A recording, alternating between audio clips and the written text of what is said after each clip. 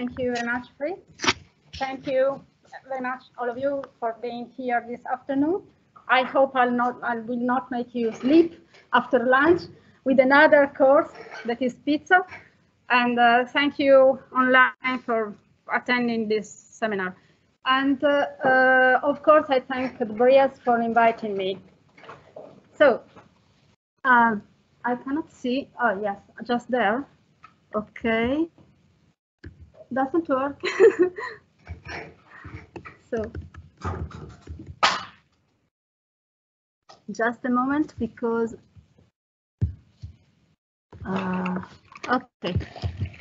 okay, found the system. No. But you have no, this. It's not needed. Yeah. Oh. But easier from here. So just a couple of words about my team. I'm at the University of Bari in southern Italy. Our team is composed by 8 people. We are 5 professors and 3 researchers. Actually, we're almost 7 because one of us professors is going to retire soon. We do research about the nutritional qualitative improvement of food products, including the major categories such as olive oil, extra virgin olive oil, because it's a major production in our area, cereal-based foodstuffs, and I'm particularly interested in those, dairy products, wine, and all kinds of preserved foods. Of course, they have all the analytical equipment to characterize any food type, both from the nutritional point of view and for texture, color, other characteristics important for the consumer, such as maybe aroma, flavor, and so. And we are very happy to collaborate with any of you. If you feel in your research studies you can do something related to the end product, we are more than happy to analyze and to do something together, of course. So my talk will start with some words about the origin, or maybe more than some words, I'm afraid, about the origin of pizza, putting pizza in the wider panorama of flatbreads. Then I'll talk about the innovation in pizza making, focusing on the innovation of formulation. So first of all, try to examine what could be the origin of pizza, and starting from, as some scholars do, from studying the linguistic cues. Some scholars, in particular Alberto Borghini, an Italian ethnographer, relates the word pizza with the word pita, and he also decided that he also thinks that the root from the ancient Greek pit is the root for the word pita, and he relates this root, this pit, with the words pituro and phetanime from Greek, who means spreading out, phetanime, reminding us the way that the movement that is made while flattening a dough before baking, for any flatbread kinds, and also for pizza, of course. And instead, pituro meaning brown. Other scholars, Alinei and Nissan, agree with the relation between pizza and pita linguistically, and they also go further and they analyzed the occurrence and the distribution, the geographical distribution of other 2 words which are in Italy related with the word pita, and they are pinza and pitta. And they found that pizza is more frequently used in the central part of the country, I mean in all documents, of course, while pita was used mostly in the southwest part of our country, and still it is used in a local dialect to name a particular kind of bread which is almost flat, is depicted in the slide, while pinza is a sweet product frequently produced in northern eastern part of the country. So from a single word related to pita, they think that there are other two additional words, pinza and pitta, related to that word pita. And pita, I wish to remind you, that is the very common name to indicate a flatbread in all the Balkans, in Turkey, and in the Middle East, in Lebanon, and in all this area. So in the Levant and the Eastern Mediterranean, meaning flatbread. The same scholars, Alinei and Nissan, think also that that word pita, which is related to the word pizza, can be related, is actually a long word from the Aramaic, from the Middle Aramaic, namely from Syriac.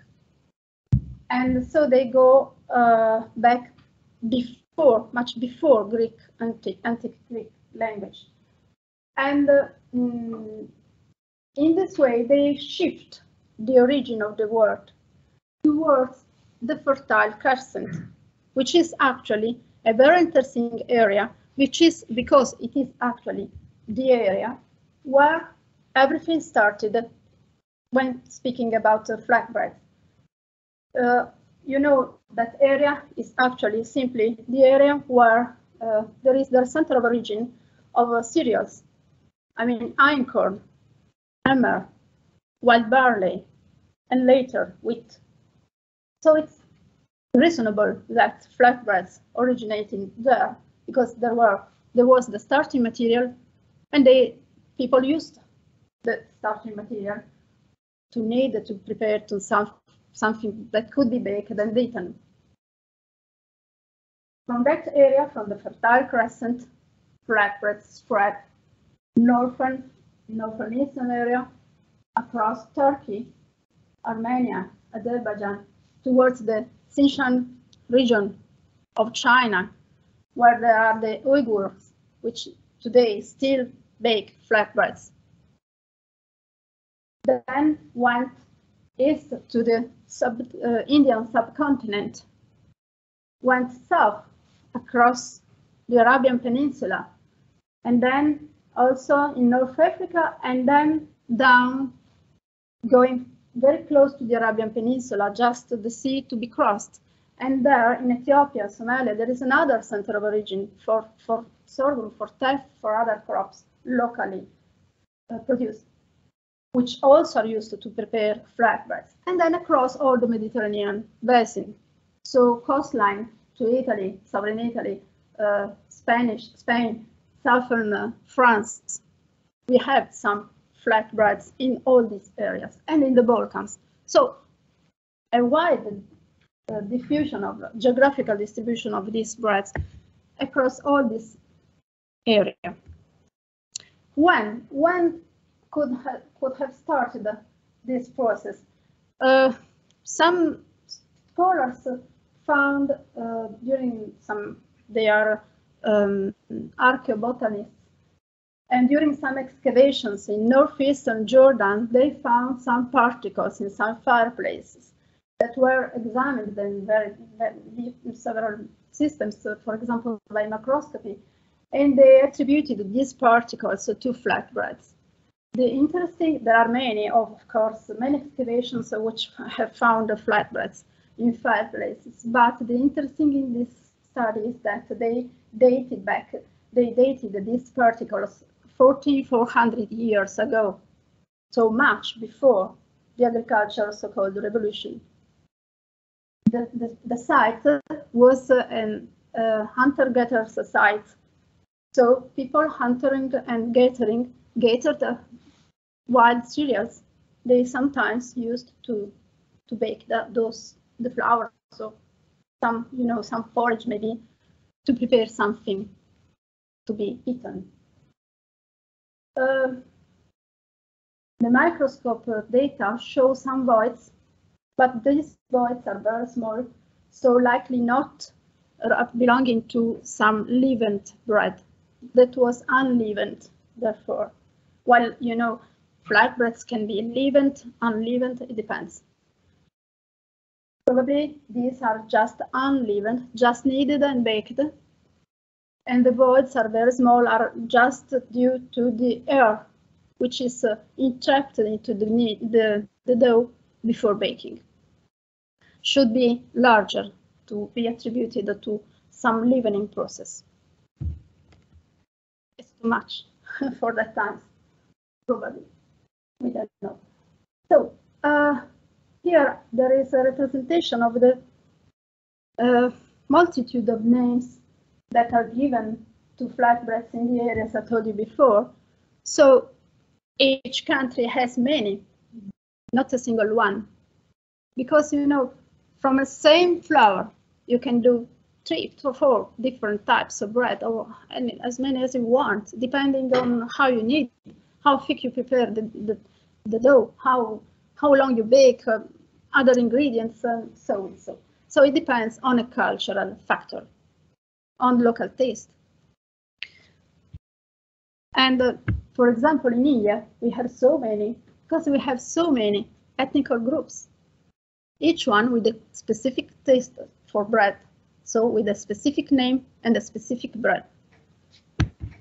So it represents a lot local culture. So the variability of these breads is it's nicely related to the adaptability of these breads. Their versatility is very, very high. Here are depicted just a very few examples of flatbreads from Northern Africa and from Middle East. We have the khobz baladi from Egypt, yufka, very, very thin, from Turkey. So flatbreads are a multitude of breads that are just can be put just in the same category because they are all more or less thin, from few millimeters to maybe 2.5, 3 centimeters, just that. But they are a wide category of different products, as we can see here. There are the basmati. For example, from Turkey, I put 2 in this picture, 2 types of bread. Yufka is very thin, very large, while baslama is thick and smaller. From the same country. We have the tabbouna from Morocco that takes the name from the specific oven which is baked, where it's baked in. The lavash from Armenia, the sangak from Iran is very nice because it's baked upon hot pebbles. So there are so many types. Here we have an array of pictures from the breads from the Indian subcontinent. I told just in India we have many different types. You can see here the roti is a specific type of flatbread, so we call double layered because it puffs into the oven because of a very good fermentation and because the flour has a good gluten inside. Is a wheat bread, that one, so it can puff, and the layer is separated into 2 layers like a balloon. Typically, after that, you know, it's open and stuffed and wrapped and eaten as a dish.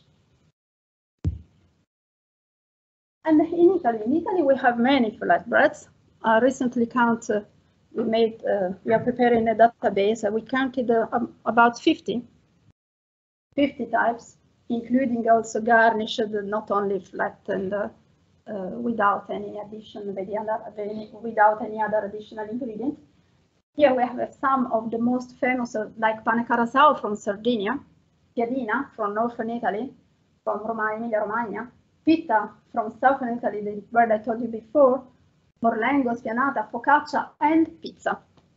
Pizza is included in the category of garnished flatbreads with a topping on the surface, but it can be marketed, as you know, also white, without topping, to be baked at home completed the baking.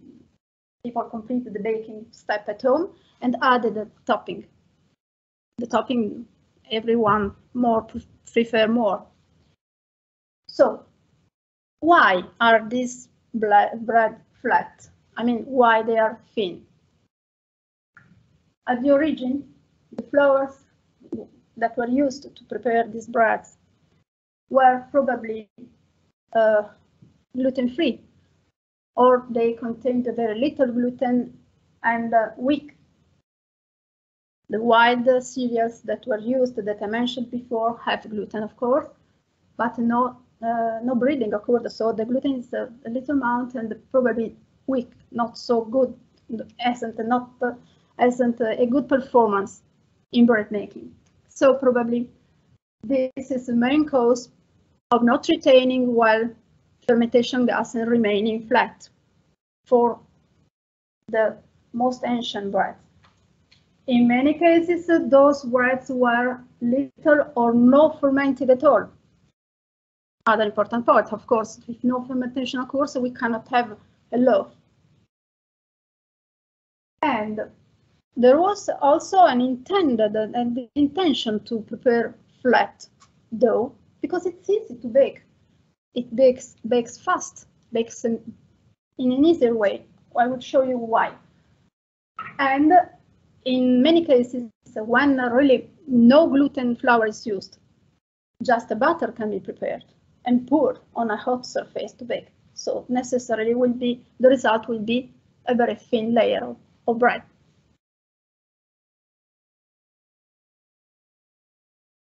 That's why here we can see why a thin loaf, a thin flat bread is very easy to bake more than a loaf, a voluminous loaf, because we even do not need an oven to bake a thin dough. Just we can put in the sun, hot sun, where a fire has been done, and cover with the other hot sun, and then with embers. In other case, the sage, this is the simplest way. So very, very easy. In other case, the sage is used, or I mean, the dough is put on some hot surface, metal or a clay surface, and in this way, it's possible to bake in a few minutes. Another system is the so-called vertical oven, which is called the tanur in the Middle East, in Lebanon, in Syria, and goes with other names, for example, with tunur in Armenia, in Georgia, Azerbaijan, or tandoor in India, Pakistan.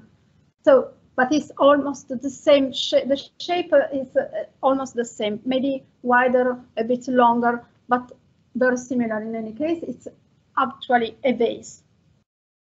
And the funny thing, strange for us, because it's very difficult to bake in that way for us, is that the dough is stuck by hands or by the help of some pillow in some cases towards the inner surface hot of the oven. So it is a difficult process, and just skilled people can do that, and just skilled women can get married after learning how to bake good bread in that way, because it's difficult. Of course, at home, just women prepare bread with those kinds of oven, while outside for other people, maybe in the restaurants, just men. There is a strict separation of the gender separation for this activity, depending on if the activity is done for the family inside the house walls or outside for external people. So that kind of oven is very interesting and is present in all the area that I showed you before. The most important that baking such thin dough is that we can bake until complete dryness. So to prolong a lot the shelf life. That's very important for a nomadic population, which can bake in few occasions and brings bread with them while traveling. If we instead have a batter instead of a dough, this is the system. Just pour the batter on a hot surface for a few seconds until done. These are pictures of the preparation of a Somali lahore or anjero, which is typically prepared from sorghum or corn or teff, depending on the availability, in Somalia. And the important is the picture on the right. That one is the demonstration. Just that picture tells everything I want to tell you this afternoon. That picture is taken last year. So we are not talking about a bread prepared 14,000 years ago. We are talking about bread making news now. Of course, that is not an area, an easy area. There is the word lack of water and so and so. And you can see that they reuse a paint box from some Western countries to prepare the place where to put to light the fire and put some where the remains are the embers, and then they put the hot surface to bake the bread. That tells everything, nothing to add. So, yes, gluten can be weak in the starting dough and the starting material, can be absent at all in some cases, but we can say the product is strong. I mean, it's a product that is very adaptable. It can be used every kind of flour, in every kind of condition. So within the topic, while we are here at the BrIAS today, that is a topic related to how to face the challenges of climate change. I think this kind of product says some answers because of its great adaptability. Teaches us how to think, oh, I could not have this tomorrow morning. How can I do? How can I face immediately? So it is obtained from flours other than wheat, as I said. It is easily to transport. No need to calculate the carbon footprint. They already calculated. When you're a nomad, you calculate everything every day. You use only what is really needed to have with you to survive. And so these breads are dried, so they stay for a long time, are stuck one on the other and brought on the donkeys maybe, if you have one. And they are convenient. You use flatbread as dish, as a spoon, as fork at the same time. So these flatbreads fit well into the context of a subsistence economy, which is important also for us now. And then, okay, when the economic conditions improve, of course, making a virtue of necessity, so that all kind of oven becomes beautiful, decorated with a mosaic of small tiles, maybe golden. So, and the restaurants typically want to highlight to their customers, oh, we got a tandoori.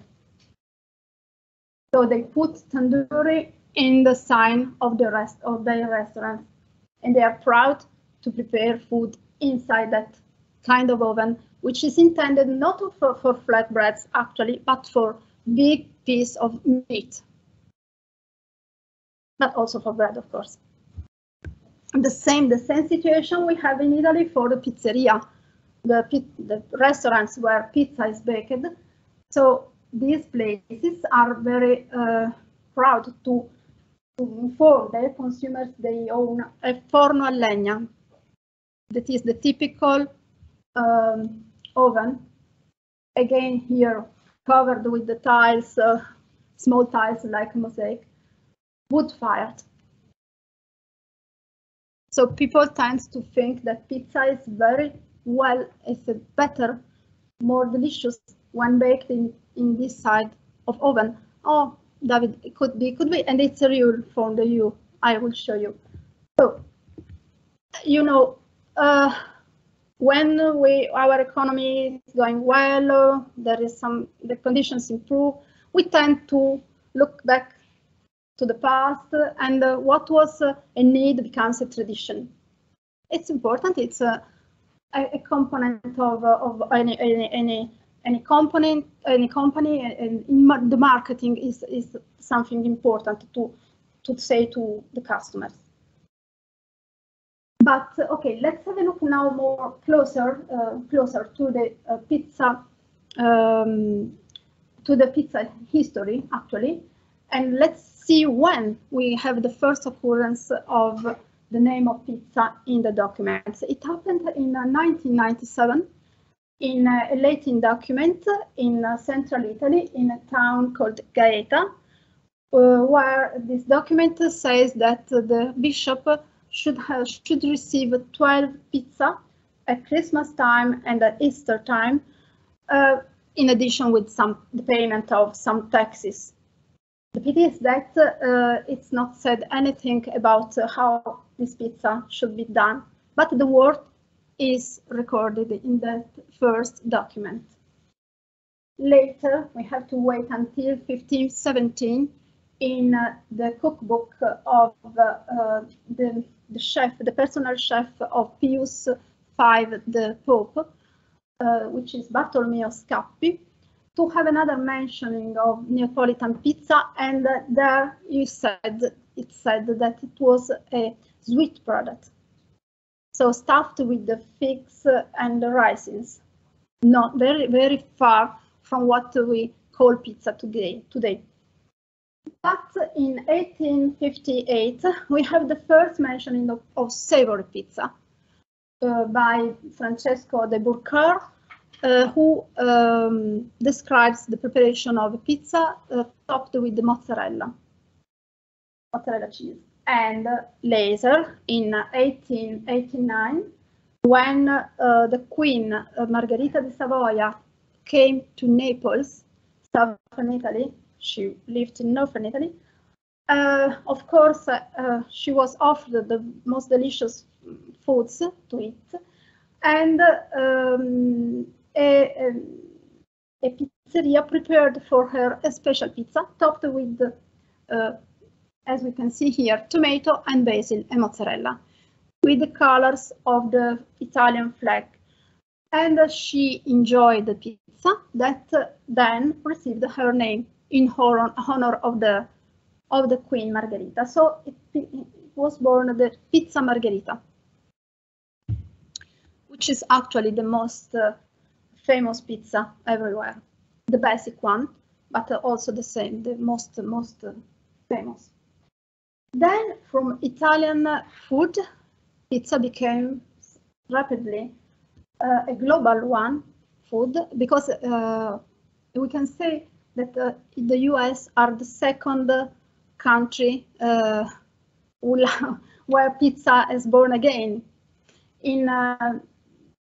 Starting with the import from the immigrants, of course, Italian immigrants when going there. In 1905, Lombardi opened his first pizzeria in New York, and then was followed by Franco Pepe in the Connecticut. So, and then many others after those. And in the US, we have a pizza that is intended in a different way, but thick, bigger portions, and almost quite often with pepperoni, while in Italy it's not so common. But it's really good as well. And the important is that they change the habit of consumption, because it's typically a convenience comfort food on delivery. While in Italy we intended to eat pizza with friends in the restaurant, seated, and not share, not sliced, but one pizza entire, not so big for every person. So, and later, of course, even in the space station, pizza has been tasted.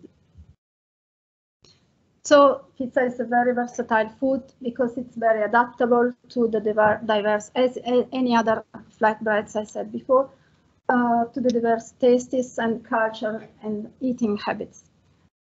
And we have a really limitless number of variations by simply changing the topping, you know, vegetables, meats, fish, seafood, and even pineapple, which actually in Italy is not well accepted, not so common, but it is in Australia, for example, and other places it's very common.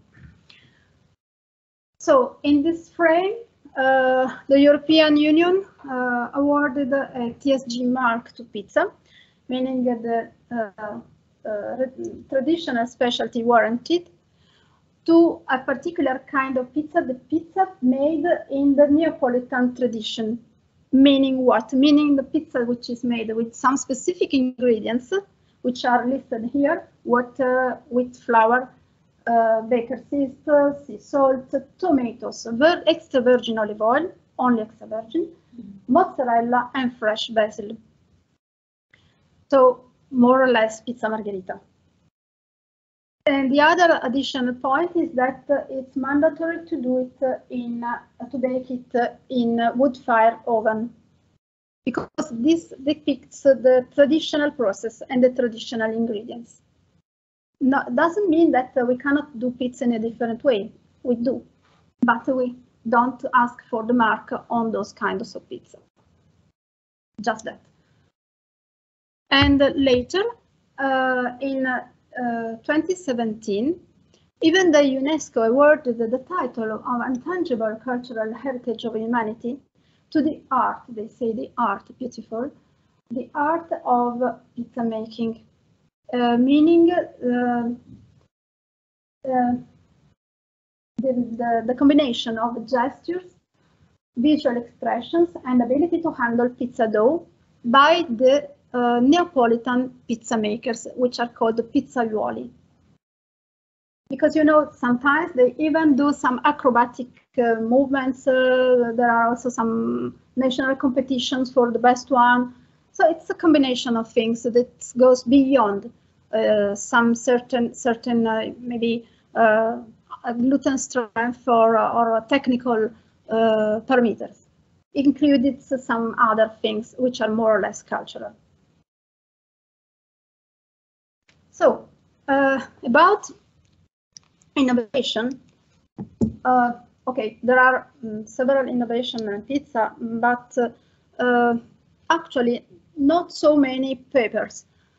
Despite this is a very well-known product everywhere, very few people study pizza, and mostly for doing some innovation for the process, for technical check, automatic checks during the industrial production. This usually in the lines in the US for preparing frozen pizza. And another research line is innovation in formulation, mostly to improve nutritional quality by reducing salt because of hypertension, and proposing the use of sourdough, which is not very used, and to improve oil quality. Oil is used not in the dough, but as topping, and should be good oil, otherwise it destroys the taste and the nutritional quality of the product. In my department, we have a project, a European project about flatbread called Flatbread Mine, aimed at re-exploring and improving the nutritional quality of flatbreads. And for Italy, I'm responsible for the Italian team. Two case studies have been chosen. One is the piadina and the other one is pizza, of course. That's why we are studying this product more in depth. The project involves 9 countries for a total of 19 partners. 10 countries all over the Mediterranean, because it's a prima call. So Mediterranean, North Africa, and the Middle East. We have Lebanon, Jordan, Egypt, Malta, France, Spain, Croatia, Greece, and so. So I will show you now something about a couple of case studies where we tried to add pulses, because the project is intended to add different unusual flours to pizza, to flatbread, that include pulses, chestnut, acorn flours, and we are in charge of the addition of pulses. That's why I'll show you some data about the addition of pulses to conventional pizza, gluten containing, I mean, and to gluten-free pizza. So the first is the addition. The first study regards the addition of a specific kind of pulse that is typical of our region. That is the Apulian chickpea, which is a black chickpea, very small, very tough.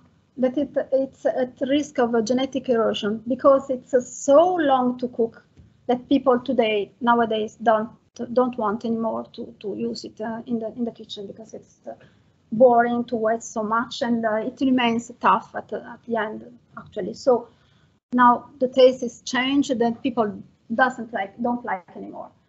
So we wish to preserve this interesting variety, and we tried to mill it to whole meal flour and add to baked goods, included pizza.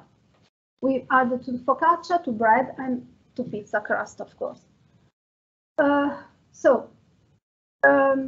Just to mention that the control is not made of a normal wheat flour, soft wheat, but it's a durum wheat flour, semolina, which you know is mostly used to prepare pasta, but in southern Italy, as well as in the rest of Mediterranean, it's also used to prepare bread. It's a bit less soft than normal bread, but it's a yellowish color due to the carotenoids of semolina, like in pasta. But it's very common and very, very appreciated by customers in the areas. So the company is very interested in doing that. So we made this study with a company who they can sell all these products from durum wheat semolina. So the control was that one. And we just added Apulian black whole meal chickpea flour to the control. To the trial to have another. The brown is the chickpea added, and this is the control. Of course, the rheological properties of dough upon the addition of chickpea whole meal flour are almost destroyed.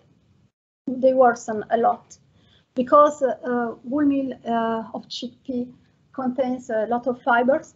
And we added at the level of 20% on dough weight, so that the alveograph data, the farinograph data, and the rheofermentograph data worsen. It's expected. We can count how much they worsen. The strength of dough lowers from 200 to 97. The tenacity to extensibility ratio, which in semolina is already very high, 2.6, it's very, very high. Normally should be 0.5 in soft wheat flour. It even rises, reaching 3.6. Water absorption improves because of the fiber that are very water retaining, and so all other indexes are very bad.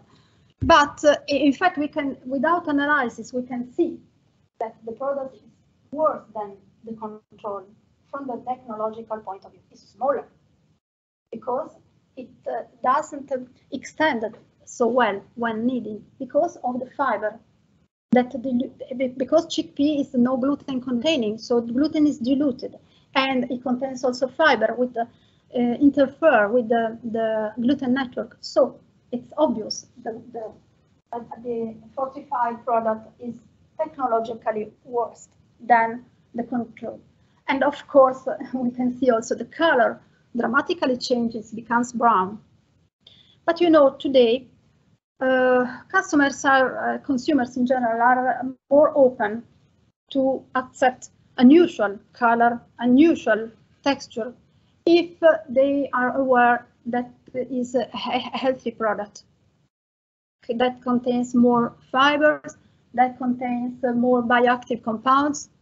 So, and actually a part of the textural problems, the taste is good and the flavor is good, so why not?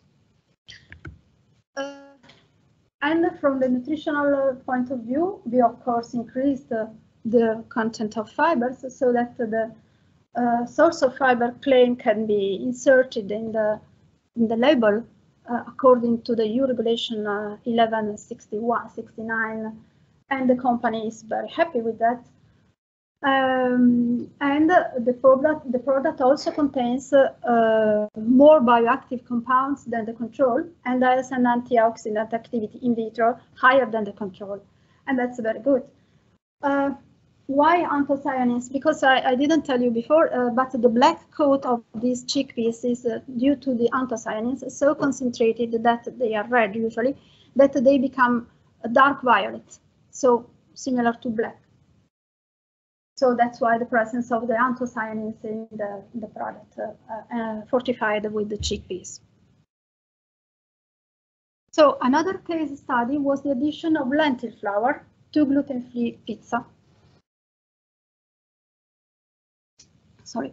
And okay, why gluten-free pizza? Because we observed that the nutritional quality of currently marketed the gluten-free pizza is questionable. It's often low with too few fiber or not at all, and too high saturated fats, which shouldn't be present in a product which is intended for people already suffering from a health problem. And they that have to eat that kind of food every day, or not pizza, of course, but those kinds of foods. And this is a common problem with all GF foods.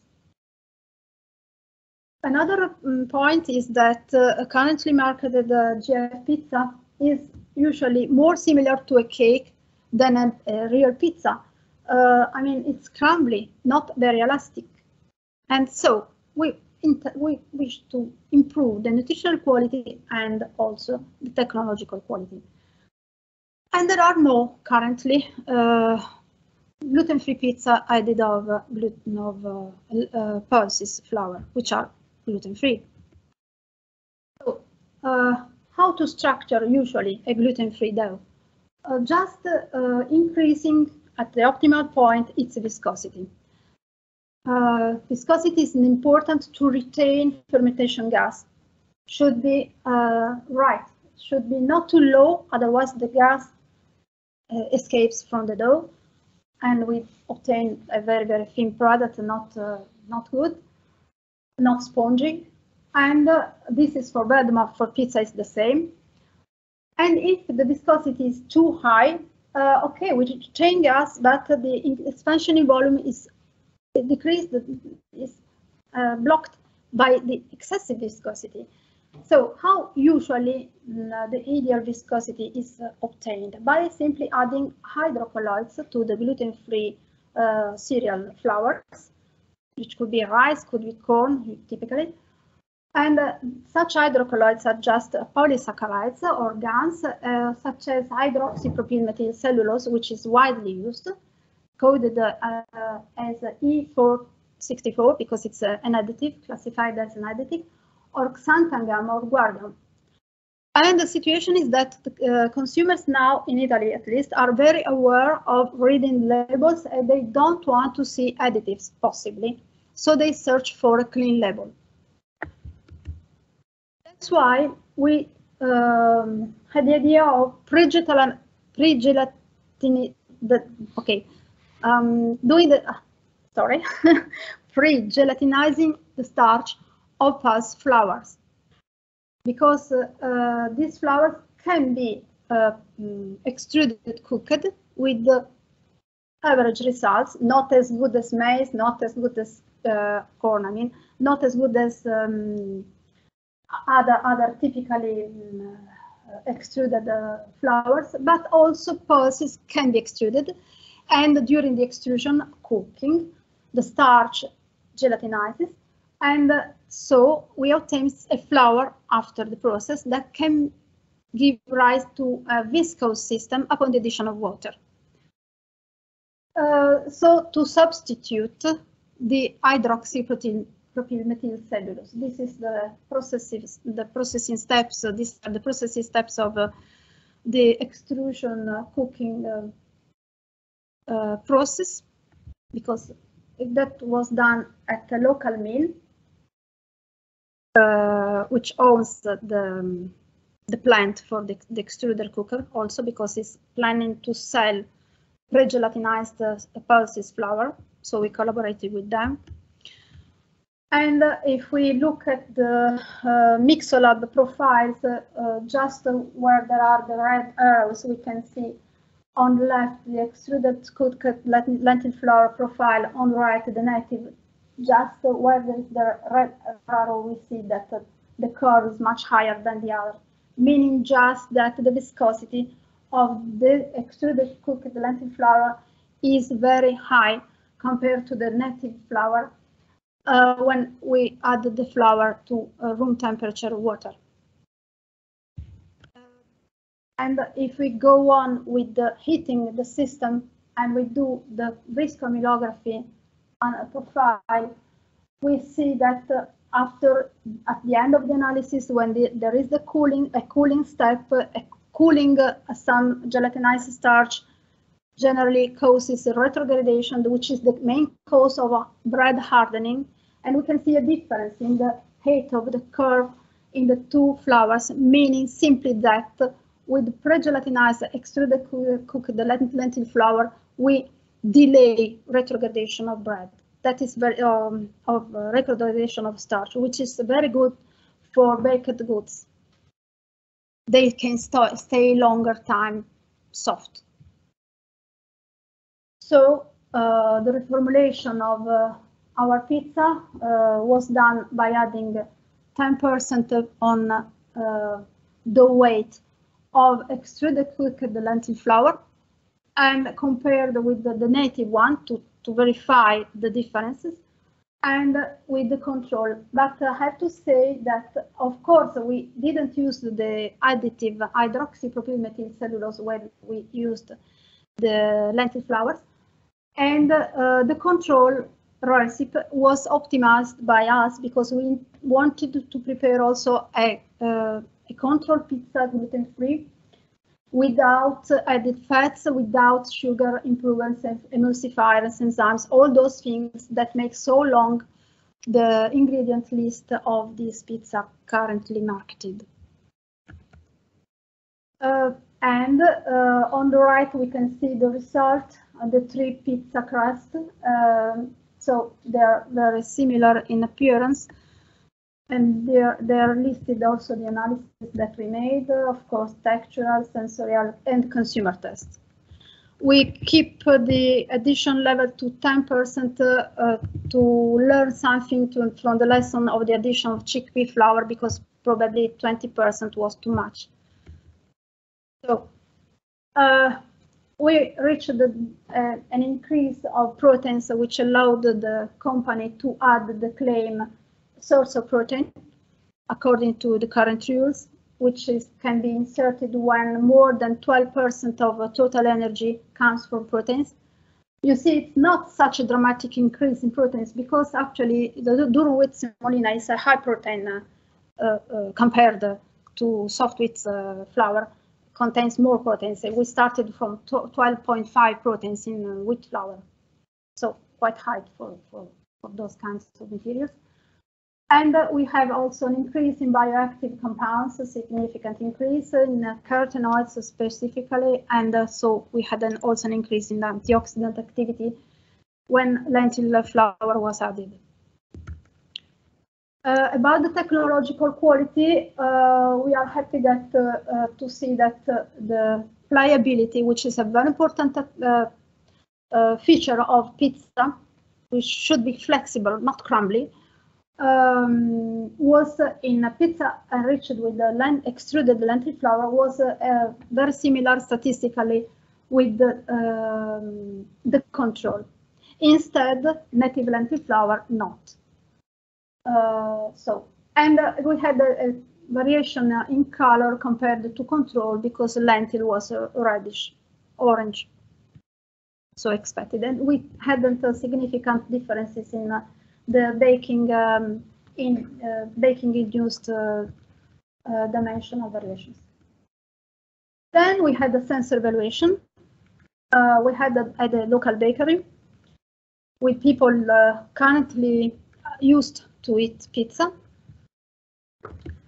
And first, we had a sensory profiling in the lab with the trained panel of tasters. First, see in gray the results from the trained panel. We, of course, observed a change in color. And we observed also a change in consistency and flexibility worsening, but just in pizza added with the lentil flour not extruded. The extrusion made us to obtain similar results to those of the control, statistically the same.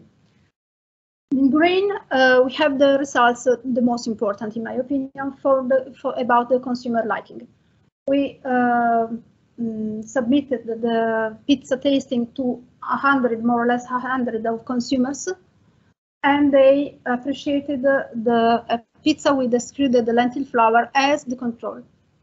So this is very important because says that this product can be actually sold. This is the result with the topping. And it can be a clean label without additives. The claim about source of proteins, so some bioactives more, so could be intended as a potentially functional food product, and it's very tasty. We can see with the toppings, the topping is very nice. So the benefits of adding pulses are several. We improve nutritional value. We reduce the need of animal proteins, increase the consumption of sustainable crops, and in some cases also of underexploited varieties, such as the Apulian black chickpea. And we have, of course, some beneficial health effects because it's known that these flours can reduce the incidence of coronary disease and so and so. So to conclude, pulses can be added in an effective way to pizza base. They are sustainable, so they can help us to keep alive some local varieties at risk of genetic erosion. So this is very interesting. So pizza, with these examples, show once again that it's a product that is far from stopping its evolution, and maybe we see other variations in the future. So because it's a very adaptable product. So enjoy pizza. Thank you.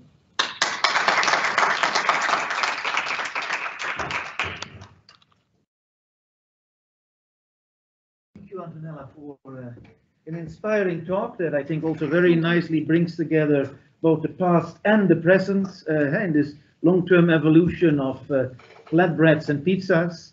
And I think, yeah, it's very interesting what you also were saying about the pulses, because we also have a lot of ancient examples of pulse flour being added into breads, also flatbreads, and also what is interesting, also up to 20%. That's a number that you sort of find back. And maybe if you are looking for one that is causing a bit more of a whitish color, you might want to try Vicia Vaba as well, yes, yes. Because we know that Pliny is complaining that there are these people, bakers, who are cheating their customers a little bit because they're adding this lometum, Vicia Vaba flour, and that gives a very white color to the bread, so you can secretly add a little bit more of the cheap stuff. So that's maybe an interesting thing. Are there any questions at this point for Antonella? I see that there were some, I think, already in the but is here maybe? Oh, you don't? Maybe you can put the some. You can talk. Yeah, thanks a lot. This is a bit strange. Thanks a lot, Antonella, for a super interesting talk. Thank you. I'm happy that I finally met an Italian house wine on pizza. I still have all of it. I was wondering if you're also interested in these sustainability concerns and in innovations that will also perhaps lower the footprint of pizza. Wouldn't it actually be a topic that are put most attention to this, that often contains way more animal proteins, and is that something you're also looking into? Yeah, not personally, not our group, but it's intended to be studied this point, of course, because of course, now we are all of us. For all of us, it's very important to check the actual sustainability of doing every activity, even coming to work to do a conference. So. In Milan, we have a relation with the group, a cooperation with the group in Milano, who is taking care of that. But we are just at the beginning, so we made some evaluation for other foods, for a burger, the veggie, and of course compared to the animal one. So obviously, came out that the veggie was much more sustainable. But sometimes also. Some unexpected results could come because we are used to say, oh, animals are very, very consuming in terms of feed and so, but also plant proteins, we should be careful in evaluating them because they are not all the same. There are at least a couple of big ways to obtain plant proteins by dry systems and by wet systems. And the wet systems are not sustainable at all because they waste a lot of water. So we are also we are also working a lot on dry fractionation of pulses, flour, to increase protein content up to 60% in some cases from chickpea by dry fractionation, which is more sustainable. So we didn't do exactly the calculation because we are not the right team for doing that. There is another team, but we collaborate with them, and they told us be aware of some kinds of processes like wet extraction, which are not sustainable at all, despite working with the plant proteins.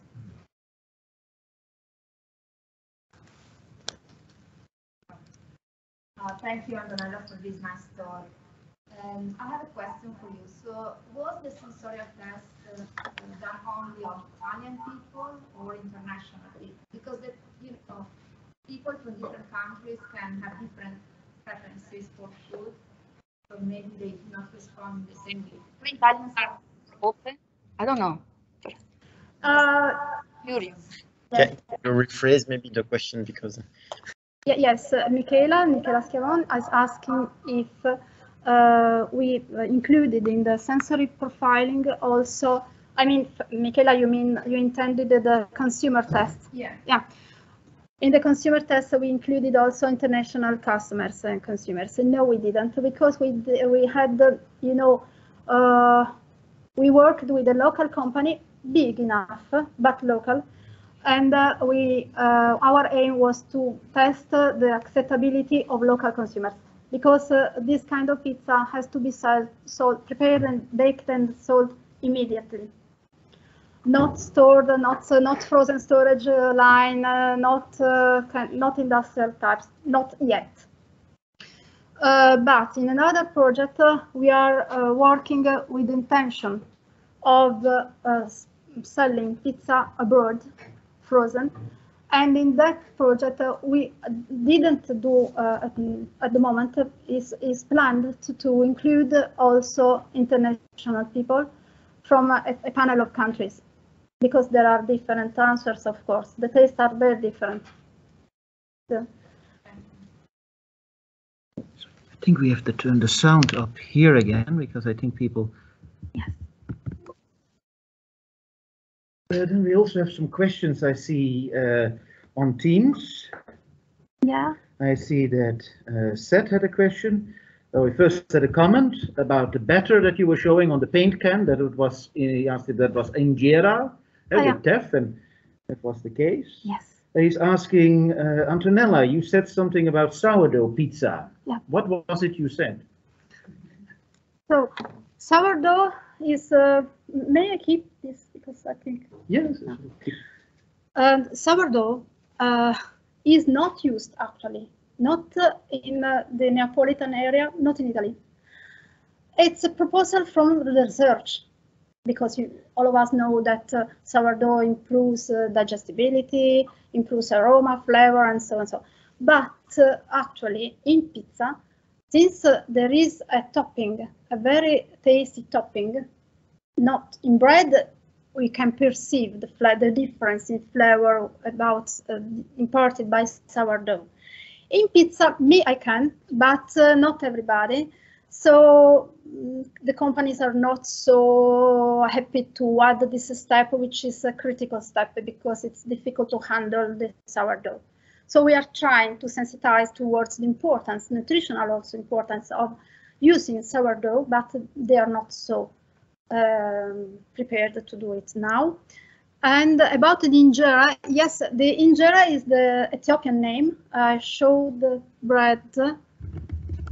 Okay, doesn't matter.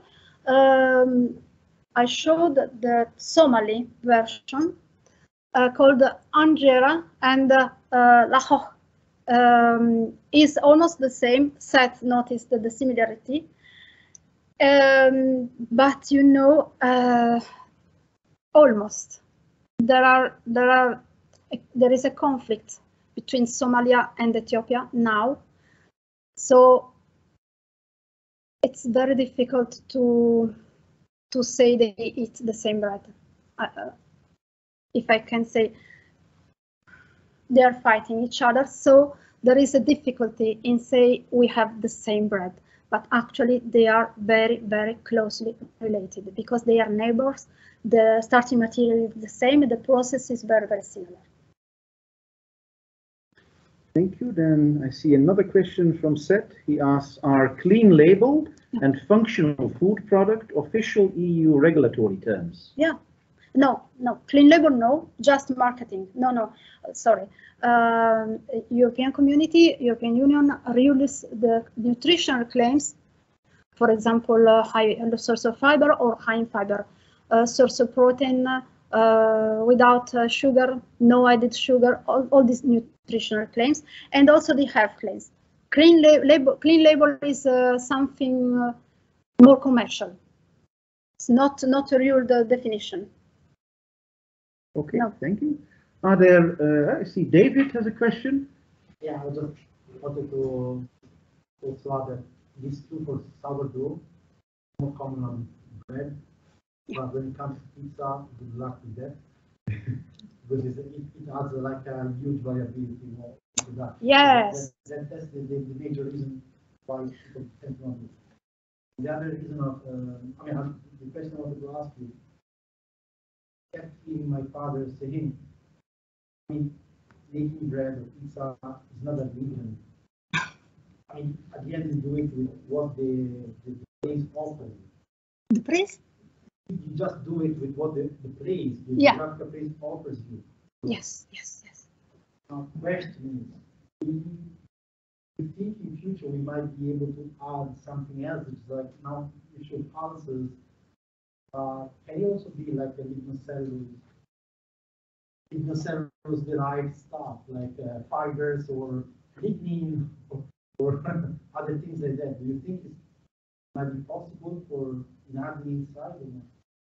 Adding inside the pizza or the bread, something like lignin or almost derived from the biomass? Yeah.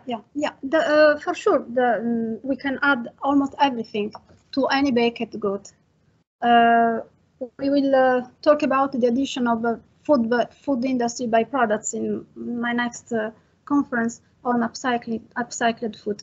So these are good carriers for every kind of addition, just be careful about the amount to balance the sensory properties and technological properties with nutritional quality, and check the contaminations. That's all. Then maybe a couple of decades ago, the pizza I showed you couldn't even exit the laboratory. But now we eat so strange foods that before we wouldn't have accepted. So the consumer behavior is changing a lot, and it's good for us that we are food technologists. So, and about sourdough, yes, gives imparts a great variability, but that's good. The important is not to have too much variability for the same bakery, for the same within the same productive sites, so that it's characterized by those features coming from their specific own sourdough. But if my sourdough pizza is different than the one from you and for you, it's good, because it opens to the market to different customers, increases the possibilities to sell. We have another question online. This is by Mauro Risetto. He's asking if there's evidence for use of different flours from, say, different cereals and different types in the past and in the different regions that you study. And are there any general trends in the use of flour for pizza through time? Okay, in the past, I mean, in the past, as I said, there is every area, every geographic area shown used the specific cereal or raw material which was available in the area. So, for example, in Ethiopia and Somalia area and the Horn of Africa, it was typically used just sorghum and teff. Then later on maize, and today even wheat. Why not? If they have, when they have, they use wheat because it's better. And about the other long-term trends in the use of flour for pizza specifically. Oh, long term we don't know, but current trend is about using durum wheat flour or semolina, better. Because the taste is similar, but the color is much different, and the color is easy to be perceived, even if there is a topping. So even when I showed you the brown pizza, not so nice, but you can think it about a white mozzarella and maybe not tomato, but just rucola, green, very beautiful, and some drops of balsamic vinegar. Very delicious, actually. So it depends on what you add on the surface. So we can adjust a lot. So the trend for now is a big increase of using semolina in bakery products, even in the confectionery, which is amazing. For the future, we don't know. For the future, probably due to the massive amount of research and the feedback also from consumers, pulses could be more used. Actually, I see here in Brussels that chickpea flour is commonly sold in the supermarkets. So we are maybe a bit slow in having okay, we are slow, but for sure pulses could be more used in the near future. Pauline? Fascinating presentation. I really enjoyed that. Thank you. I had a question, but you mentioned it briefly, but about what you think are the main reasons for dietary behavior change in the consumers. Do you think that, and especially that's the ones that are considered as more healthy, the flour pizzas, and also the perhaps the whole grain and sourdough and stuff. Do you think it is mostly health considerations, or is it also environmental, is it affordability, or how is it, what it? And I was wondering, in your survey, you had flexibility. I was wondering what that was in terms of Okay. So for the first, the factors are many. It depends. Their importance, their relative importance, depends on the area considered. In our area, environmental considerations are not so important, I'm afraid to say. So it's more important to see something on the label that highlights some healthy feature. In our area, people seek for healthy food. You know, about the environment, we're still at the Stone Age, I could say. Sorry, the second question. The flexibility. Yes, the flexibility. Yeah. If this is pizza, when I the pliability, you can say, means that it should be flexible, pliable, without breaking, until maybe it could break when I do this total movement. But if I just do this, it shouldn't break and crumble in like a cake. And the majority of products in the market, they break in a crumbly way. That's not good. Pizza should come from a sheetable dough, not from a poured butter. While Jeff pizza usually comes from butter. That's why it remains similar to a cake. Then, I mean, if you eat it hot, you are hungry, and the topping is good, you eat. But we are trying to improve that aspect, which makes it more classical, more closer, which makes it closer to the classical, typical product of good quality.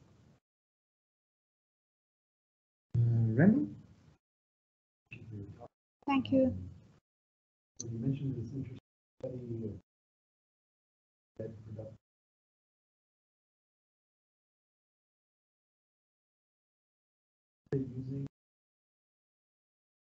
Yeah, einkorn, Triticum beaticum. And, is there other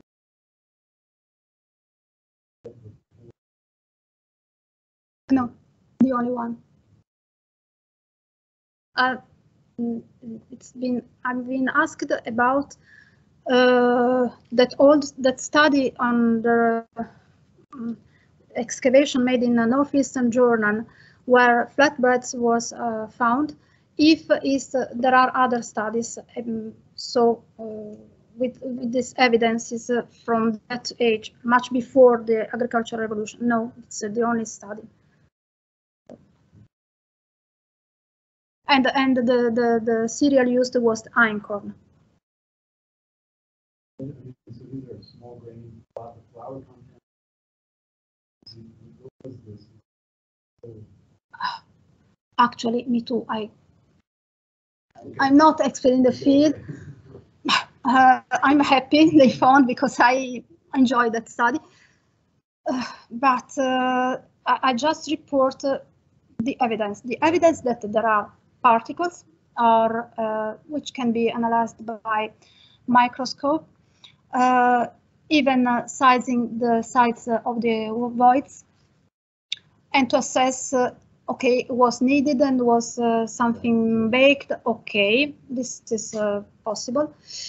Actually, in the paper, they also say, oh, this was not a staple food, not yet, because there was not the domestication, so was something for celebration. Impossible to say, I think. It's impossible to say, but okay. Any of us loves some arguments, some subjects, so may extend to other considerations, which might be, but the fact is that there are these particles, they are from Triticum beaticum, it is bread, and it is reasonably that it was flat. Reasonable. Yeah, there is of course also within archaeobotany debate on these processed foodstuffs, because recognizing them is very difficult.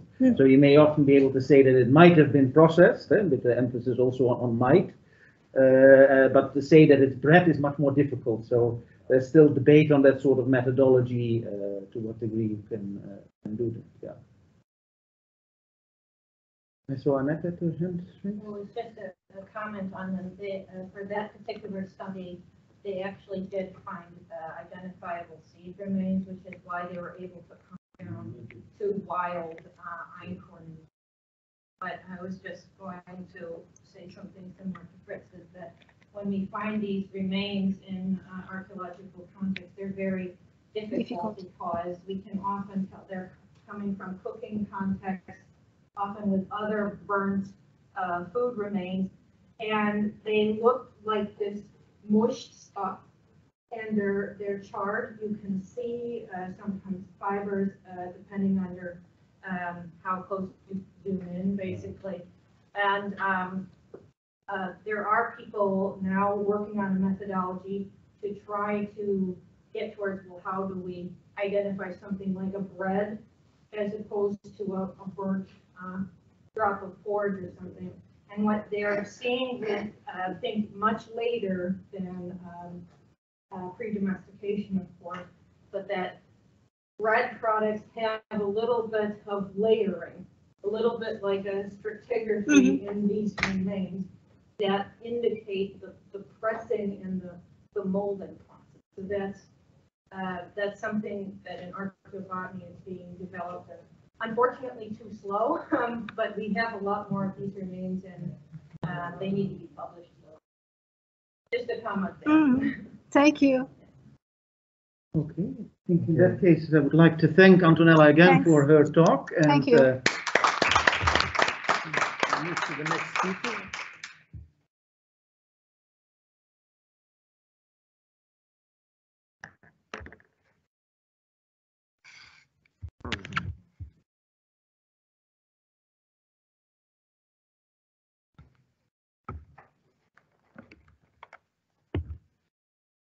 So, Seth, can you talk to see? Yes, sir. Can you hear me? Yes, it's okay. Loud and clear. Yeah. Okay, good. So you will have to share your screen, huh? You know. Yes. Okay. So it's my pleasure now to introduce you, Seth Murray. So again, his PhD in plant breeding and genetics at Cornell University. Now he's chair of the corn breeding and genetics at the Department of Soil and Crop Science from Texas A&M University. Seth is not in Texas at the moment, but is just located across campus, as you might know. So he's teaching quantitative genetics and plants breeding, and also history of current topics in American agriculture.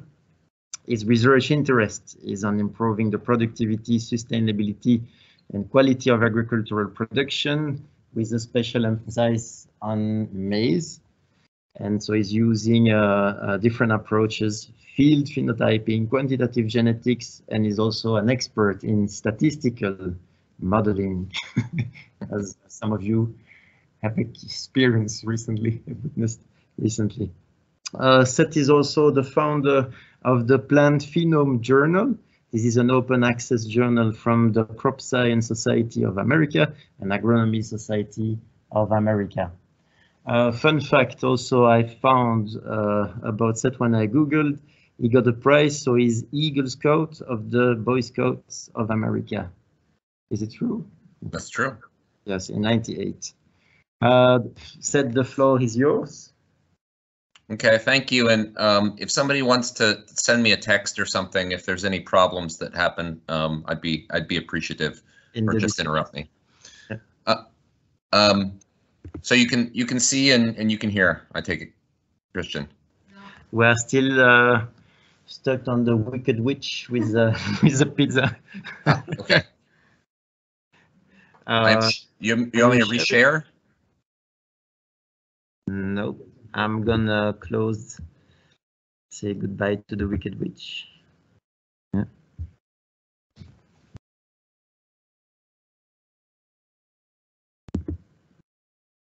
Now, can you share? I'm sharing. I can reshare. That's the best we will have. Okay. Close the chat. Chat. So it's gonna be a little bit bigger. Okay. Go ahead. Yes. Okay. Again, feel free to interrupt me if there's issues.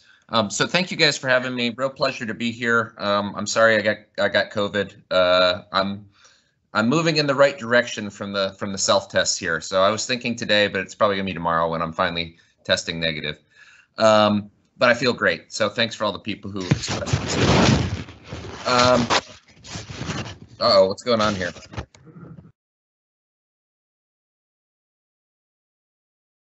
Are we okay? Yeah. Okay. I apologize, the title's a little long, and also I gave this talk to a number of physicists this last summer, but I think after having conversations with people, I changed the slides up a little bit. I probably have too many slides, so I'll just keep an eye on time. But I figure I probably need to give some more background on plant breeding and some overall things on agriculture. So I think most of you know this, but I think it's important to start out with where crops came from. So most crops were domesticated, most of the major cereal crops were domesticated somewhere between 5 and 12,000 years ago, depending on the, maybe wheat was a little bit older than that. I'm sure some people there can tell you the exact current estimates of the age. But the idea was, the idea that most archaeologists believe was people were harvesting wild grasses. Some of those seeds ended up in refuse piles, so this is a big trash dump. And then over time, those plants grew and people would select the things they found favorable. Okay, and so this gives a little context too to Randy's talk yesterday, where he showed this this reduction, this funnel in diversity. And so as we domesticated crops, that's the early domesticated section. So we see maize went from teosinte to something that looked like this potentially. Tomato went from something that looks like Pimpinella folium to our current tomatoes. And then since then, we've done a number of improvements in breeding things to be more adapted and bigger. And so those have two different genetic systems, with most of the genetic domesticates being single major genes of large effect, like the loss of shattering, for instance, here in rice, or fruit weight 2.2, a major domestication QTL in tomato. But since that time, most of the improvement we've made has been quantitative. And I think I showed you this slide. I mean, I think I start almost every presentation with this slide because the improvement is so dramatic. And again, what this shows is, this is all from the US data, and it shows from 1870 to today, smoothed over a 5-year moving average, the yield of some of our major crops. And so we can again see that potatoes increased 10-fold, maize has increased 9-fold, so is sorghum, rice is probably 8-fold. And that gain has been slow and steady for the most part throughout time. We see wheat, beans, and barley are a little bit lower. There's probably some good reasons for that. I sometimes can spend an hour discussing this slide. And then sugar cane and coffee, two perennial crops, have some other challenges, and there's good reasons why their yield has gone down, primarily agronomic and not breeding.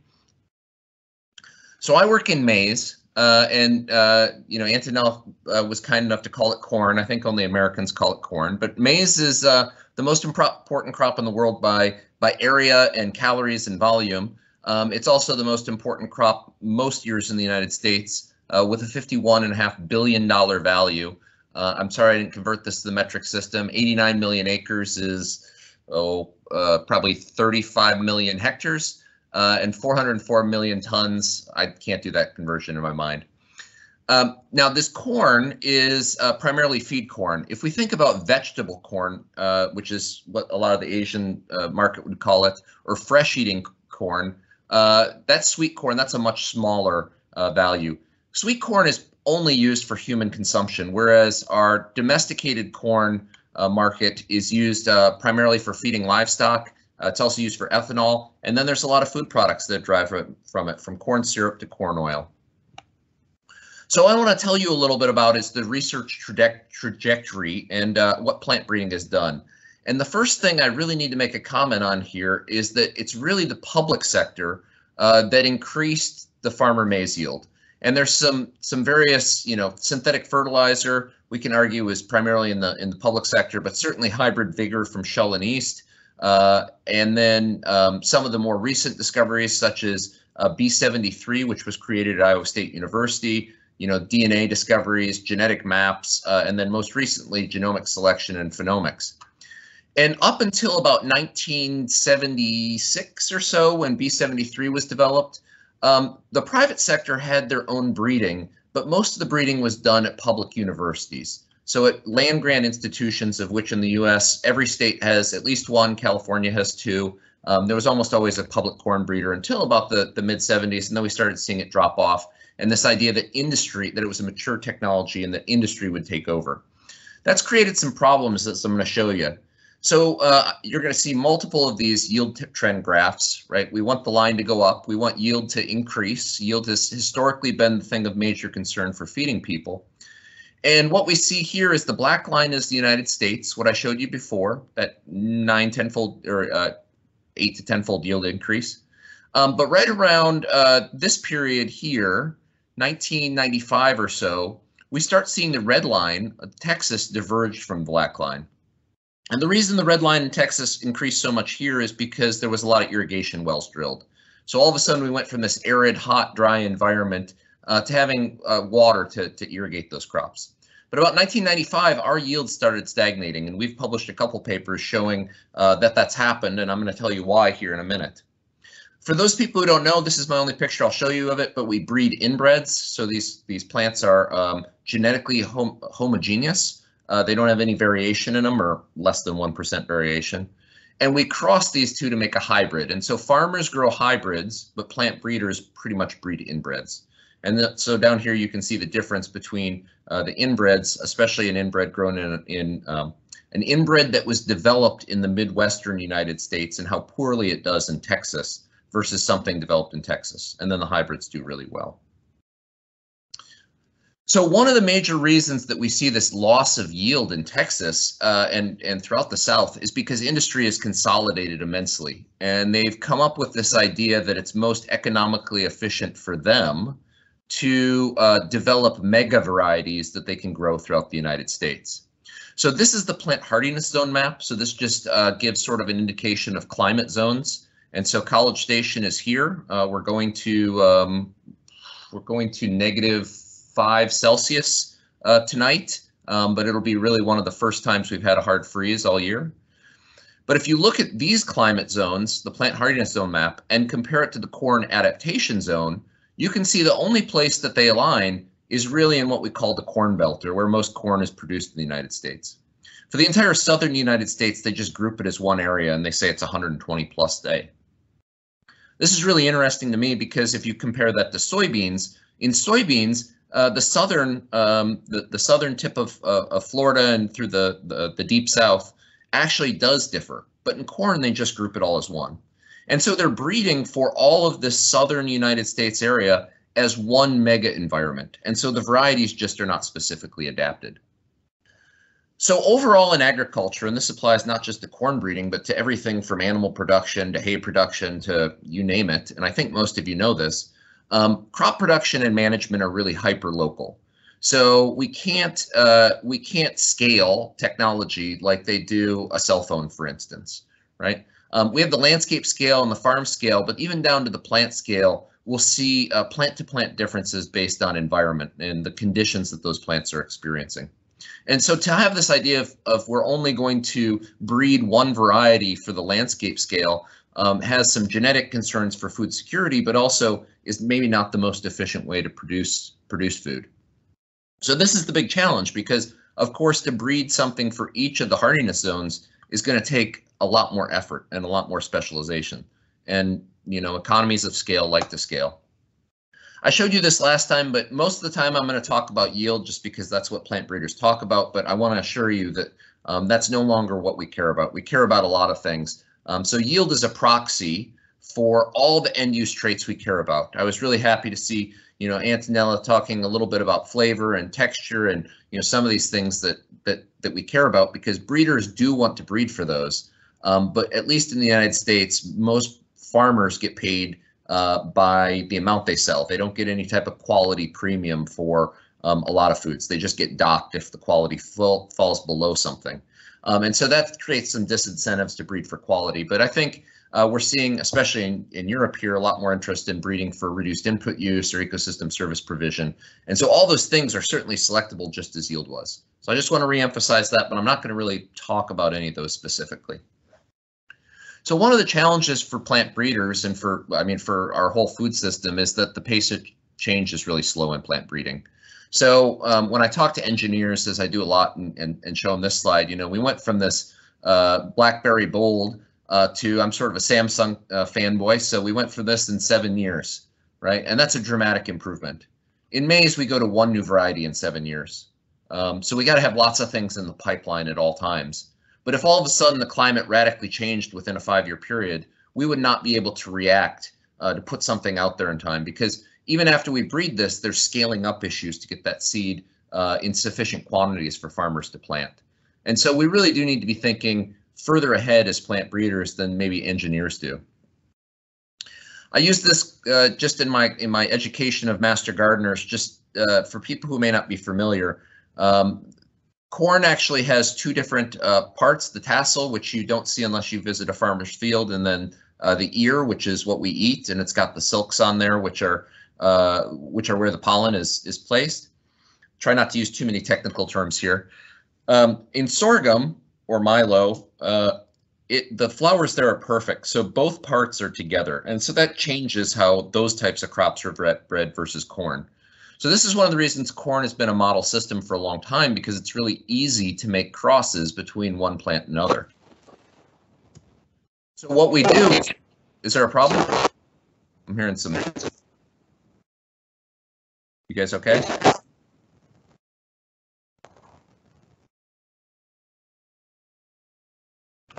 All right.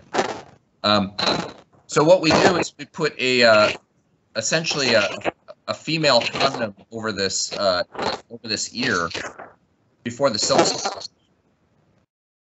Getting a lot of.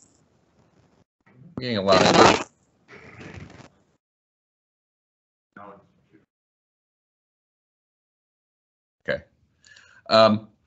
We essentially put there's a problem with the.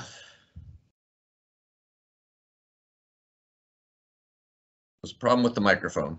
Okay, well, I'm going to continue unless somebody else tells me otherwise. So we put a female condom over this ear before the silks come out, and that prevents pollen from other plants in the field contaminating it.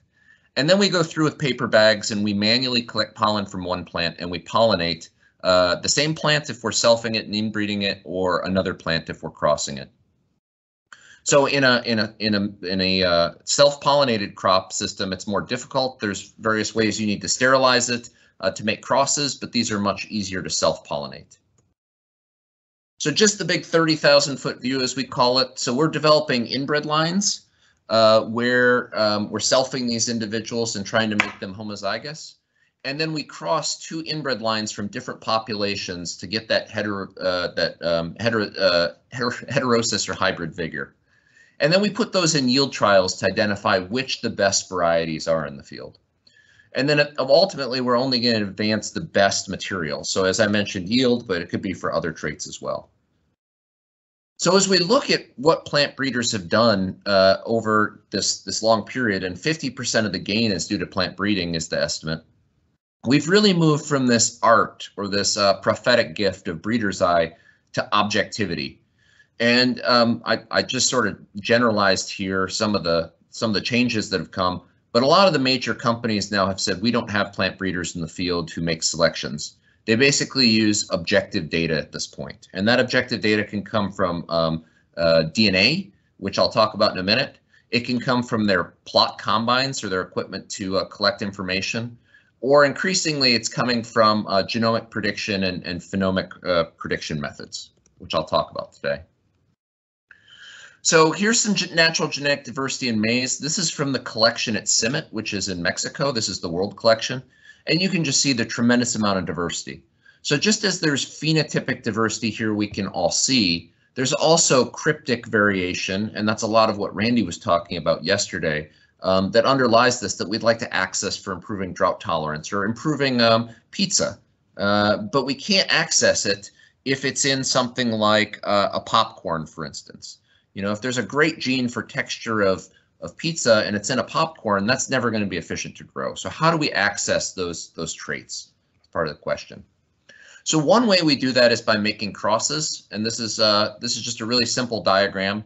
So we narrow the genetic diversity by taking our 2 inbred lines, we cross them like I mentioned and make a hybrid, and then we self that down and get segregating inbred lines eventually.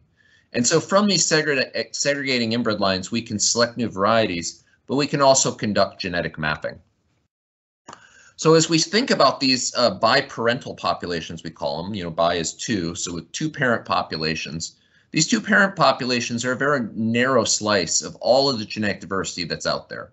So we imagine in the case of wheat, for example, and this is just a slide from my class, there's all this genetic diversity out there in the wild and cultivated. Then there's less genetic diversity in the cultivated species, and then different programs might have different amounts or different sorts of genetic diversity. And then we might reduce that further by taking 2 inbred lines. And so this is going to be important later that you understand when we're talking about diversity in populations that 2 parents don't represent all of wheat or all of any crop. Just like if we take all of wheat, that doesn't represent 2 parents. Those are different scales and there's different considerations. So when I'm talking here in a few minutes about building calibrations, whether it's using DNA markers or using phenotypic markers, we can build 2 types of calibrations. We can build one that has low variance, but it'll have high bias. So those 2 parent populations, if we build a calibration on that, and I'll talk about what a calibration is shortly, it's probably not going to be useful for predicting other 2 parent populations. If we include all the genetic diversity that's out there, we'll have low bias. Our answers won't be wrong, but our answers will have high variance. We'll have low confidence in any specific answer, right? And so how we think about breeding and improving crops and using tools, this is really important consideration, because if you're using a biparental population to make decisions about the species as a whole, that's just as problematic as using the species as a whole to make decisions on 2 parent populations. So I love this slide because it's a great example of how DNA markers can be useful for showing genetic diversity. And so this is actually a study that was done in 2008 in humans. And what they did was a principal component analysis, which is not a statistical technique, it's a visual technique, or statistical test, it's a visual technique. And then they plotted the genetic diversity and they overlaid it with the map of Europe. And so we can see that the countries of origin fairly well flow with the allele frequencies in each of these populations. Right? And the same is true for crops. We can use the DNA markers to come up to some type of information or decision. So I'm not going to talk about this too much other than just to explain plant breeders have a very tried and true method of how we've made all this gain.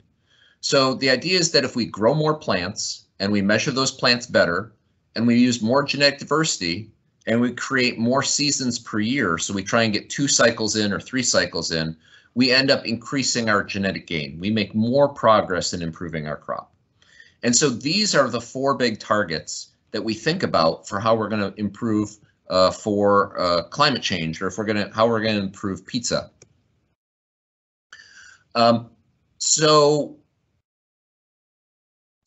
So one way that we grow more plants and we also capture some of that variation that we see from environment is by having these big multi-locational trials.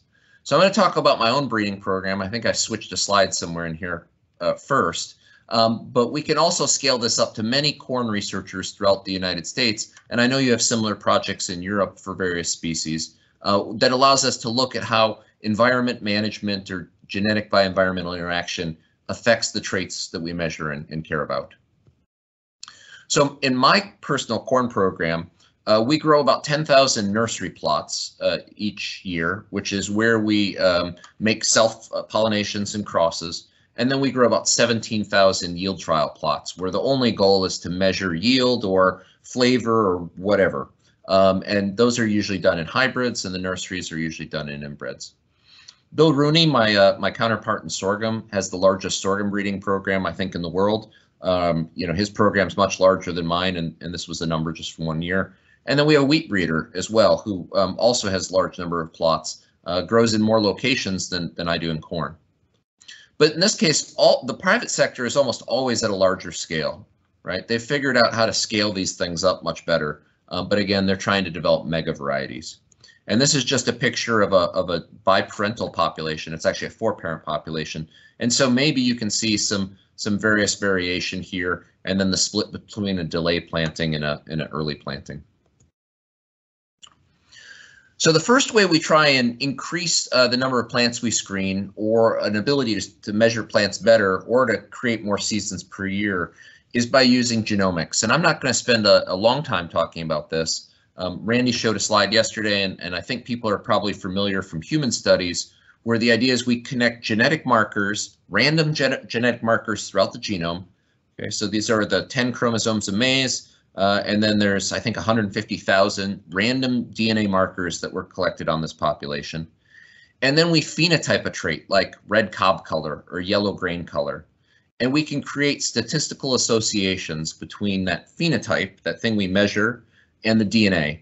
And that helps us locate where the position of where those, the genes that cause those, I'll call them genes, but it's more complex than that for now.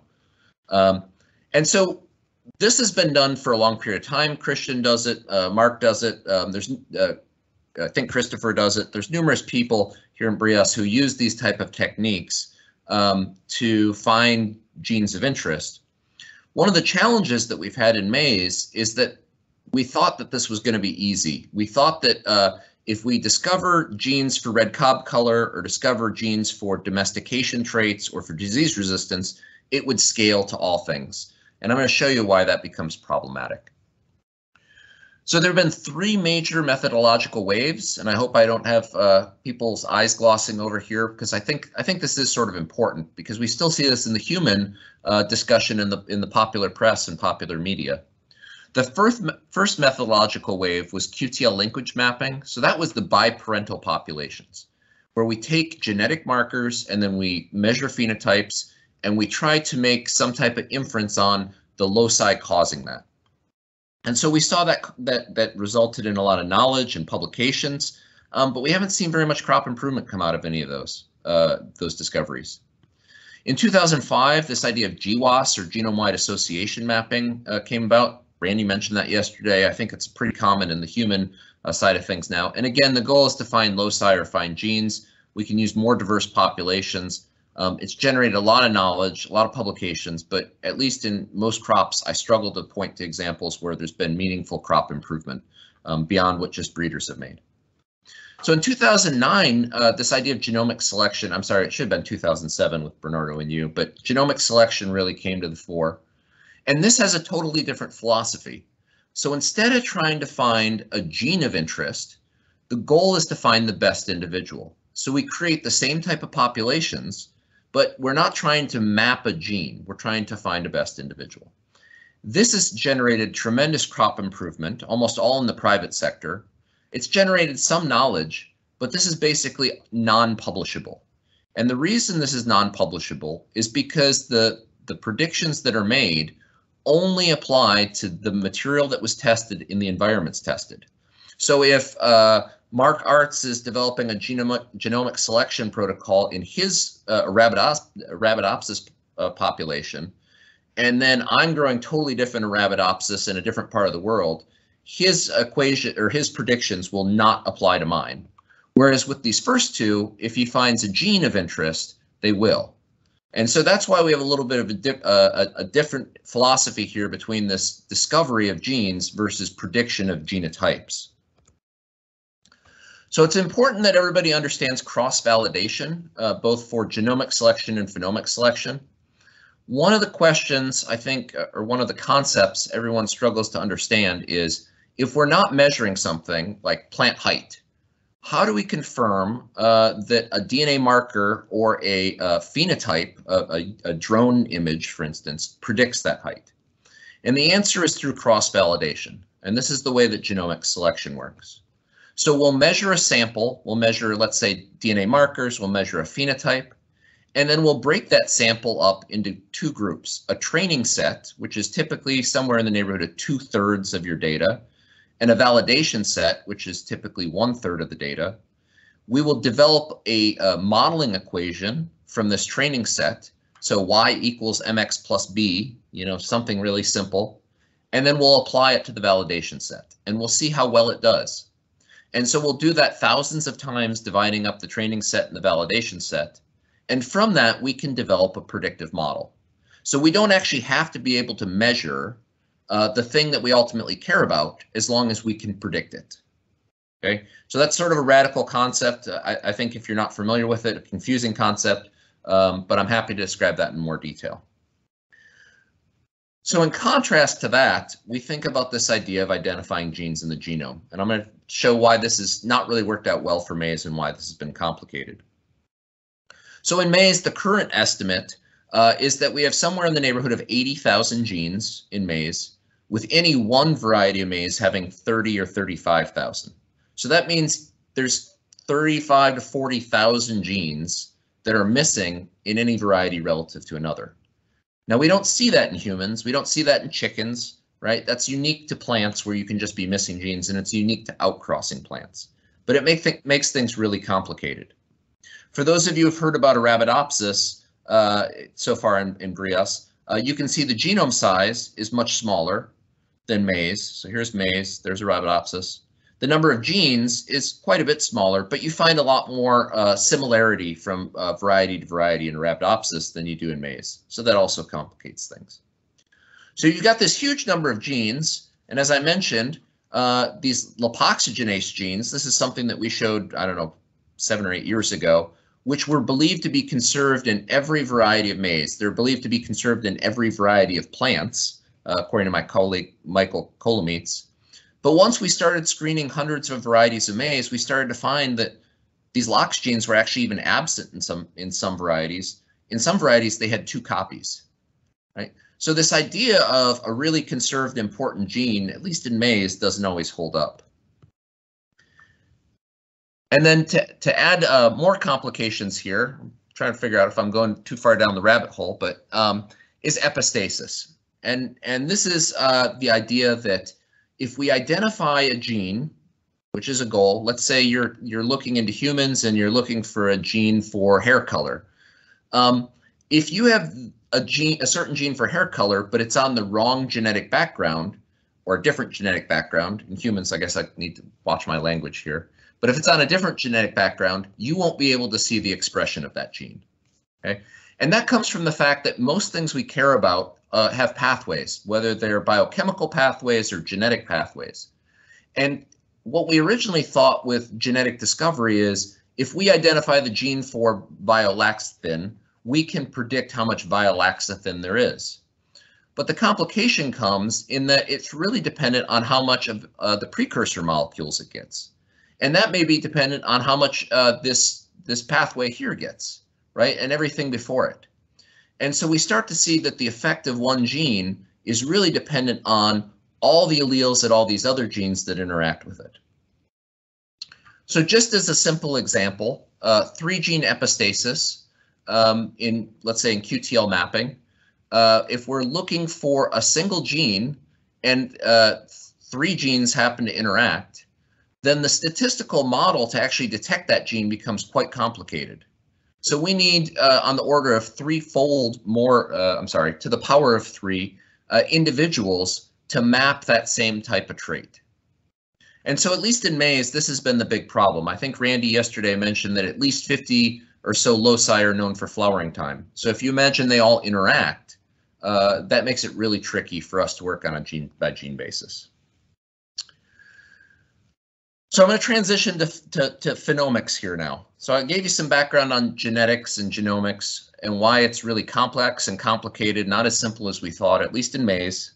As we move to phenomics, I think I thought near-infrared spectroscopy would be something a lot of people would be at least comfortable with. So the idea of near-infrared spectroscopy is that we shine infrared light on a sample. In our case, we then grind it and scan it again.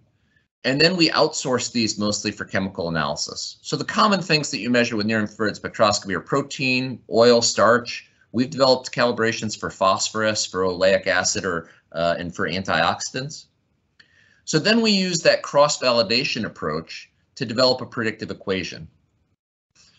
That predictive equation then allows us to estimate an order of magnitude more samples. So if I can only afford chemical analysis on 100 corn samples to find which is the most tasty or which has the highest protein, this technique basically costs nothing but somebody's time, and I can scan about 300 samples in a regular workday. So for the same price of 100 samples of chemical analysis, I can now get 10,000 or 20,000 different observations. What that allows us to do is have more data to make better decisions. Below here, I'm showing protein and phosphorus. So on the x-axis here is the actual value of protein. On the y-axis is the predicted value of protein. And protein is always very well predicted with NIR. So you can see a nice calibration there. The engineers love this. Phosphorus looks really messy. So most engineers tell me this is a bad calibration. But here's what's interesting from a plant breeding perspective. Again, it's a really different philosophy. From a plant breeding perspective, once I put this into all the samples that we measured, the amount of genetic variance for both these traits is about the same. Oddly, the amount of unexplained error is actually less for phosphorus. So from my perspective, I can predict a genotype, a variety that has lower high phosphorus better than I can crude protein. Okay, even though the calibration looks worse. Now I know that's kind of mind-boggling. I'll just point out that we've actually confirmed this through simulations, that by increasing the throughput of measurements, that actually can compensate for the accuracy of measurements. Okay, so everything in genomics has been about getting more throughput of DNA markers. So I want you to consider that from a perspective of phenotyping too. Let's figure out how we can maximize the throughput of phenotyping rather than the accuracy of phenotyping. And it's not that accuracy is not important, it's just that one can compensate for the other. So I'm going to switch to my final section. Yeah, I think I'm doing okay on time. High throughput field phenotyping. So the most common high throughput field phenotyping that people probably will hear about is automating routine measurements. And so plant height is a really good example. So I'd send out students with a ruler to measure how tall the plants are, because that corresponds to yield. If I can get a drone to do it or a machine to do it, that saves them a lot of. It saves me some money, but it also saves them a lot of hassle because they're out there in the hottest. It's usually like close to 40 Celsius. The sun's shining on you. It's not a fun job. So if we can automate that, that's great. In crops like sorghum or wheat that have a panicle that's sticking out, we can potentially estimate grain yield. And then, of course, estimating disease is really exciting because it would take me a long time to walk through the field and estimate disease. And we just submitted a paper on that I'll save for another time. So all these things are exciting, but what really is going to be game-changing is this idea of finding new signatures of eliteness, moving to phenomic selection. And to understand both these ideas, you have to understand cross-validation. We don't have to measure or know what we're measuring as long as it's predictive. Okay, so that's important concept number one. The other important concept is the genomics concept of instead of random DNA markers, we're going to have random phenotypic markers. And those random phenotypic markers are going to give us new insight into biology. I should put that last. But they're also going to give us new insight onto how to manage stress for farmers. Okay, so we're not trying to duplicate what we already do. We're trying to use these tools to discover new things that have never been seen before. So I showed you this before. I'm not going to go through all this. I don't think it's probably of that much interest, other than to say it's very complicated, or it was very complicated. There's still a lot of effort going to make this routine and easily accessible to any researcher. But if you've ever taken a cell phone panorama, you know that as you move that camera, it's taking multiple photos and stitching those together. That's a lot of what we're doing in this UAV phenotyping. We're flying a drone over the field, back and forth many, many times. Usually only takes half an hour for a 2-hectare field. And then we take those 500,000 images and we use algorithms to stitch them together to make one really big image. And then from there, we extract the information that we care about. So this is an example of a mosaic. There are probably 500 images that made up that made up this, and it was just a drone flying back and forth, taking pictures over the field. And then we use these metal ground control points to help locate. We call them georectify our orthomosaics, and that helps us stitch together an image. And then we can go in and make analysis on individual plots. So it doesn't always go well. These are some 3D point clouds generated from those orthomosaics. We have no idea what this thing is. Sometimes we get black holes if we didn't have enough overlap, enough images, if it's too windy. And then sometimes we get things above and below the ground. I just love these images because they're really pretty, but they are an example of things that go wrong. This is still not a perfect technique. One of the things we had to develop was a method to deal with where our data is. This is something the remote sensing people haven't had to figure out because they're used to dealing with, well, maybe you have 10 plots or 100 plots, and you can manually go in and draw these boxes. But when we get to the level of 17,000 plots, and those are being collected 2 times a week over 15 weeks, the amount of data ends up being pretty massive, and extracting that is, we've had to develop some techniques for extracting that type of information. So I'm just going to show you a little data. I know most of the people probably aren't interested in the specifics of this, but I want to show you the opportunity and excitement of this.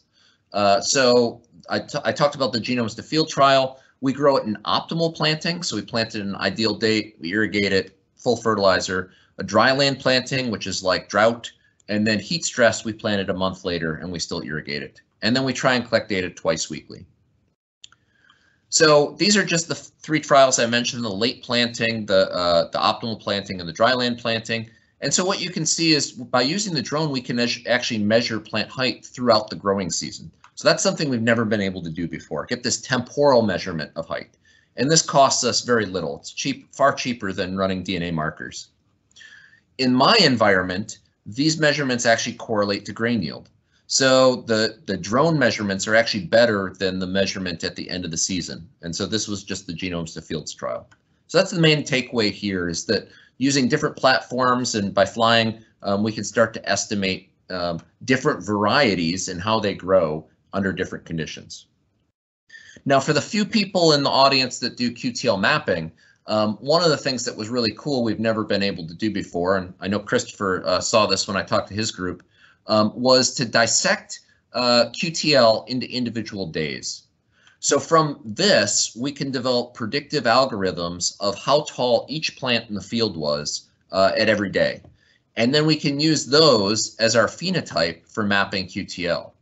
And so what was really exciting for us is we see QTL here, like this green one, that we never would detect if we only measured plant height at the end of the season. And so this QTL here is contributing to the terminal phenotype, but if we only measure the terminal phenotype, the variation from that QTL, I'll call it gene because to the audience, but from that gene would be hidden, right? And so as we're trying to understand all the biology that goes into making our end phenotype, we're missing a lot of it because we're not measuring growth on a day-to-day basis. And so this has been a really exciting insight. To add the next level of complexity, and this is where I'm probably geeking out a little too much for everybody, but we started figuring out how we can extract the maximum number of variables, right? Again, we want to move to a system like DNA markers. We have thousands of DNA markers. We want thousands of phenotypes to use those in prediction. And so we did different vegetation indices, different height models, and then we were able to develop a predictive equation that predicted, and this is what was exciting to us, our top 10% of yielding plants without ever having to measure yield on those plants. So that's never been able to be done before because most traits are quantitative, and using QTL or GWAS won't get you there. Natalia then was able to reduce it to find 3 dates that were able to, again, predict the top 10% of yielders, which is what I care about as a breeder. And what was super exciting about this was the dates were before flowering, during flowering, and then a month after flowering. So that means potentially we can know what our highest yielding plants are in the field a couple months before we harvest. So that could potentially be game changing. But I have a question down here. Is this prediction based on something physiological, or is it based on relatedness? So for the near infrared spectroscopy, we're actually measuring, for instance, starch, and starch is correlated to yield. In genomic selection, the main thing we're measuring with DNA markers is relatedness between individuals, and we use that to train a model. So as we looked at NDVI values, as we looked at a greenness index taken by the UAV over this field, We have 3 unrelated commercial varieties here, totally unrelated. They're from different companies that compete with each other. And then we have 4 what we call half sibs. So they all share a common parent, and then they all have a different parent. And what we could see throughout growth is the ones that were more related have a similar temporal trajectory of greenness, or how healthy they look, compared to these unrelated individuals. Okay, so let me put this in context for you. So if I was to ask you, if any of you have a sibling, and I was to ask you, do you and your sibling look alike? Most people would say yes. And so this is me and my sibling. This is my sister and my 2 parents. And you can see that there's some resemblance. But if I asked you, why do we look the same? You'd really struggle to say. I mean, you'd say hair color, maybe. Maybe you'd say the nose. But what about the nose, right? Maybe the distance between the eyes. So we can tell that we're related, but we just don't have measurements on that. If we can measure those things, we can help use that information to predict how somebody else will do. So my sister and I have many other features in common. How we perform on tests, for instance, might be more similar between us than between us and some random person. And so if our physical features are somehow linked to that through our genes, right, or through our environment, we can use that in prediction. What's also really exciting is my sister and I, this is her at her wedding a few years ago, look very different now from then, but you can still tell that we're related. So now we have additional data that we can use to look at relatedness, right? So we can look at their relatedness early on growth and late in growth, and use that to somehow make predictions about how we will do on certain things, maybe what diseases we'll have. I'm gonna skip, in the interest of time, over most of this. This just shows some of the vegetation indices we've collected. I'm gonna talk about this one real briefly. So we've collected all these different phenotypes. This is what, 30 or so, over multiple days after planting. And one of the things we found that correlated to yield was, again, the highest correlation to yield was before flowering time. This is absolutely in contrast to every physiologist I've ever talked to in maize, who says that the major determinant in yield comes at flowering and after, and we just don't see that. And my hypothesis here is that plant breeders have been looking for these areas for so long that there's just no variation left in my populations, at least, to select on. So what this UAV technology or drone technology is doing is allowing us to look at regions we've never taken the time or been able to look at before, and finding variation we can now use in crop improvement. So that's, again, something that's never been able to be done. And so I think this is my last slide. This is the most exciting thing I think my program's put out to date. Still hasn't been accepted. It's in bioRxiv. But we were actually able to show that using our temporal phenotypic prediction measures, that is taking all these random phenotypes from the drone, we can predict yield as well as genomic prediction. And so genomic prediction is the gold standard right now in industry. And given the genomic prediction data set we had, it actually would cost us a lot more money to do genomic prediction than our temporal phenotypic prediction. So this last slide is probably for 4 people in the audience, but I'm really excited about this. I do think this is part of the future. So we're going to extract as many different features as possible and use that in prediction. That's going to help us develop new theories, new biology, and also help farmers. So I'll end there. Hopefully I'm not too far over time, and happy to take any questions.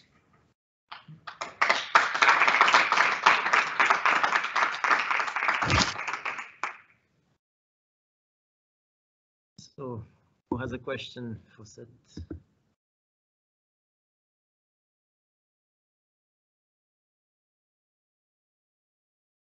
The Koning is saying yes.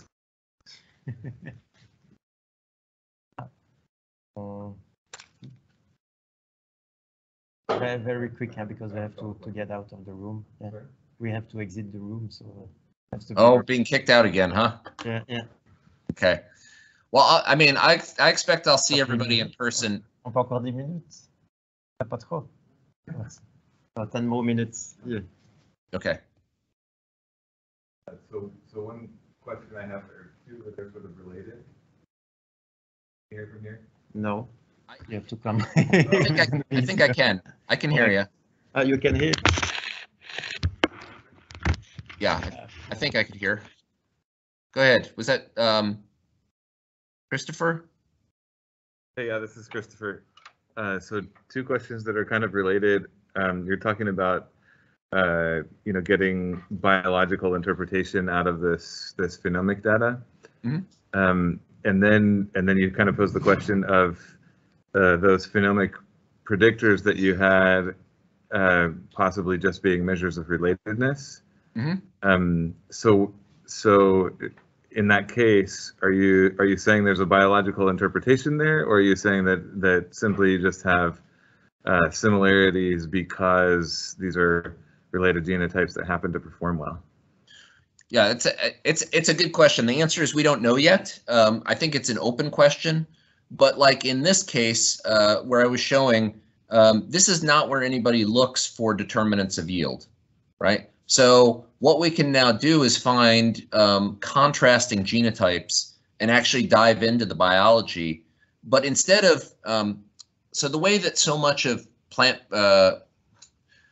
biology and plant genetics is done is we reduce the system so much, and then we find something, and then when we try to put it in a complex system, it doesn't work because of epistasis or G by E or whatever. What really excites me about this is we're embracing all the complexity, right? We're throwing it all in the system, and we're finding new things that we haven't found before that then we can set up hypotheses to test. So I think there's probably some legitimate biology here that can really be discovered. We can, break it down. But as to what that is yet, we don't know. I don't know if that answers your question. Yeah, and then the other question was that greenness variable. Is that a spatial variable, or is that an intensity of greenness?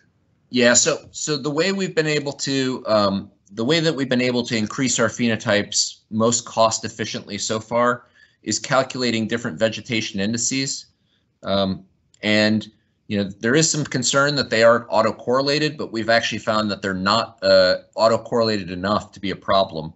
But like excess green, NDVI, NGRDI, NGBDI, they're just different relationships between the blue color, the green color, and the red color. So those are all spectral. So those are all just color features. The structural features are actually way more complicated. Plant height is easy, but there's this thing that the remote sensing people call texture. We have no idea what texture is, but you can, maybe not on your screen, but on my screen, I can see that these are different from these. They just look rougher, or, how do you describe that? And so coming up with new algorithms to pull out those structural things is a really exciting area that I don't know anybody working in. Does that help? Question?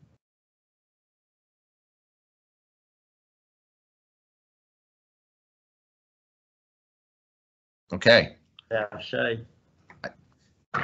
Michaela. Yeah, I think so. Go ahead. So when you show the graph referred to phosphorus prediction, was it referred to the plant capacity to take up phosphorus? No. No, that's a good question. I'm sorry, I probably glazed over that a little much. So all we did in this case was measure the grain. So we're taking the corn grain that we harvested from the field. And so we don't know what the phosphorus level was of the soils. Again, for plant breeding, the actual amount of phosphorus is less important than seeing that we have variation. And I want to select the very low phosphorus accumulating grain, because if it's going to be fed to livestock, most livestock get too much phosphorus and then it pollutes our water. So if I can find a corn variety that just accumulates a lot less phosphorus, that's good, right? And so that's the way we're using this tool.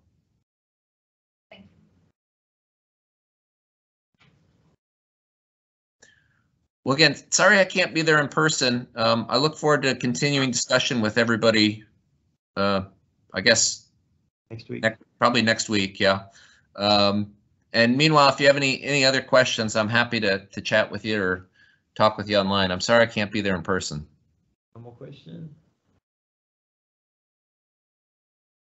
Okay, so the next talk will be on Monday afternoon, 2 p.m. and we change room. It's going to be in NO building at the 5th floor. New technology, we cross fingers.